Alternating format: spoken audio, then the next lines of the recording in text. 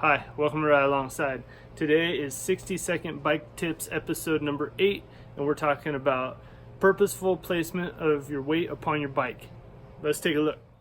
So what is purposeful placement of weight on your bike? Well, some people explain it as light hands and heavy feet.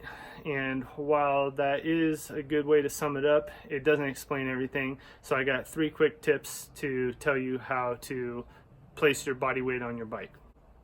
All right, so number 1, don't lean your torso over and put your weight on your hands to hold yourself up. Use your abs and your core to hold yourself up. That way you won't be putting your wrists in an awkward position that won't have you ready to steer and control the bike, leaning into corners as well.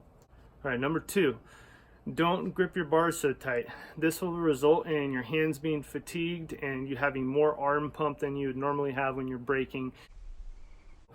So what you should do instead is have a looser grip around the bars. Now this isn't a weak grip, this is something that's firm, but it allows the bar to kind of rattle inside of your hands.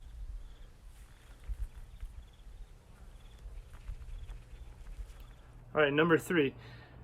Think of where you're placing your weight on your bike.